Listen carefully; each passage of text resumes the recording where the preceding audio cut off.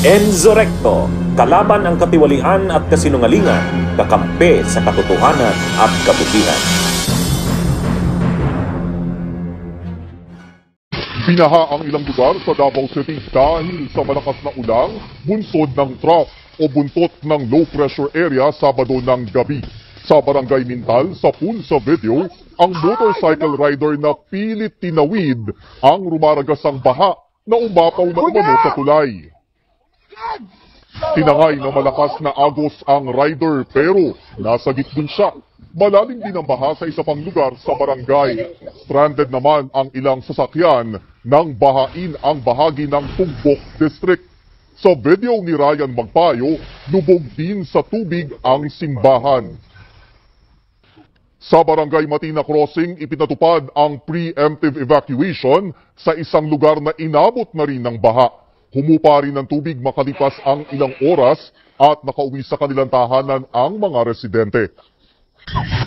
Sa Davao Oriental, tinangay ng rumaragasang ilog ang footbridge ng Sitio Mambusaw, Barangay Taukanga sa bayan ng Manay. Labis ang panghihinayang ng mga residente dahil malaking tulong ang nasabing tulay para makatawid sila sa ilog at maihatid ang mga produkto. Sa Camarines Norte, tumaas ang level ng tubig sa mga ilog dahil sa pag-ulang dala ng low pressure area. Sa bayan ng Talisay, ilang motorista at residente ang napilitang dumaan sa mas malayong ruta dahil sa umapaw na spillway na kumukonekta sa Barangay Gabon at Kahabaan. Dalawang spillway din sa bayan ng San Vicente ang pansamantalang hindi nadaanan nang umapaw ang San Vicente River. Oh, grabing baha sa Davao City.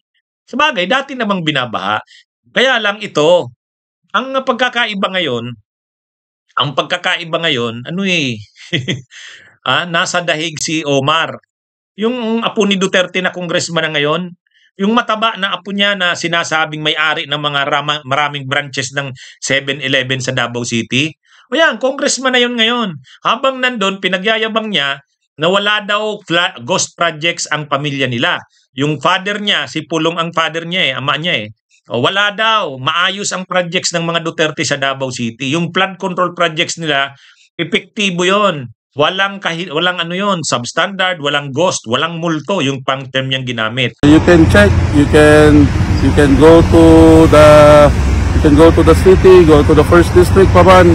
You can see na lahat ng projects, wala naman kaming ghost project, hindi sikat ang multo sa amin eh. Walang ghost project sa amin.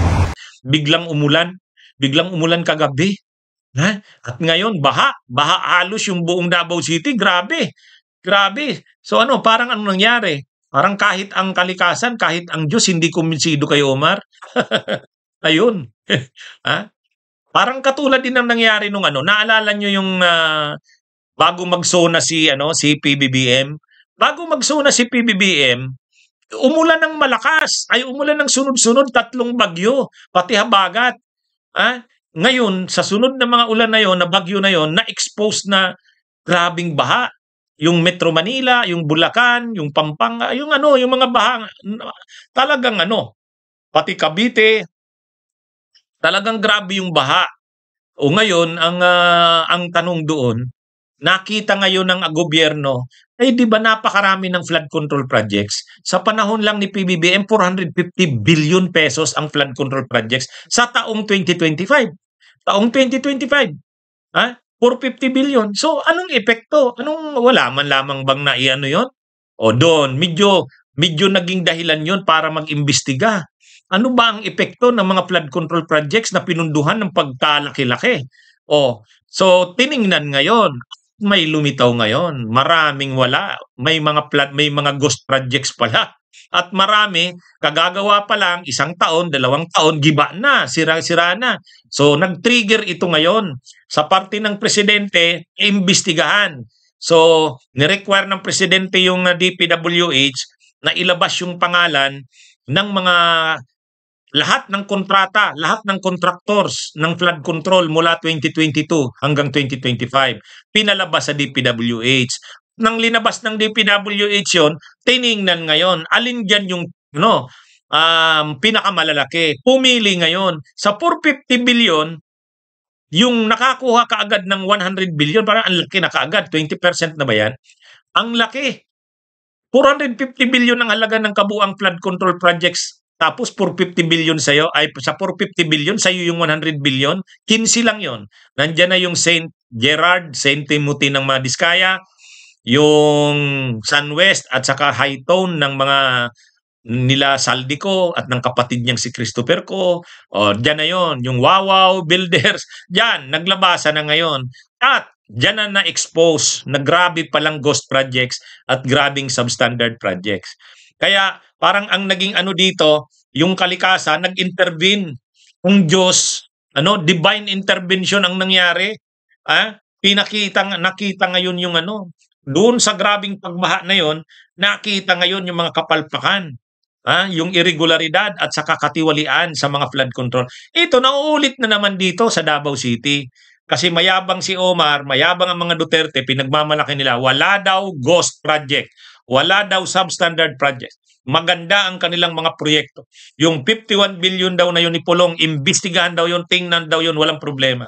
At yung anak ni Pulong Duterte, yung Congressman Omar, nagyabang habang nasa dahig sa The Netherlands. Wala silang multo. Ngayon, pagsalita niya noon, grabe. Actually, kumakalat ngayon sa social media, grabe yung baha sa Davao City.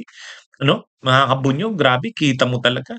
Kaya, sa dami ng pondo na ibinagsak sa Davao City lang, distrito lang ni Pulong, 51 billion in 3 years. Imagine nyo yan, sa isang district lang, 51 billion in 3 years. Mapapataas kilay ka. O sige, tingnan yan. Imbestigahan nga yan. Yun na nga yung challenge ni dating Senador Sonny Trillanes kay Mayor Magalong, na advisor ngayon ng Independent Commission for Infrastructure. Pakipatingnan sa bading ito. Imbestigahan. 51 billion na mga flood control projects na dun lang sa distrito ni Pulong, First District, ganun kalaki ang pabor. O di dapat na-solve na yung problema ng baha doon kasi 51 billion sa distrito niya lang. Kaya dapat tingnan yun. Makikita yan kapag tiningnan. Kaya para pag nakita yan, kasi sobrang yabang ng mga Duterte. Sabi nga ni Omar, walang multo. O sige, tingnan natin, malalaman natin yan kung ano ngang totoo. Bunyog, halikan na kasama ka. Bunyog, kapag buklod ay may pag-asa. Luzon, Visayas, Mindanao, isa ang pananaw. Sa bagong Pilipinas ang bunyog isisigaw. Bunyog.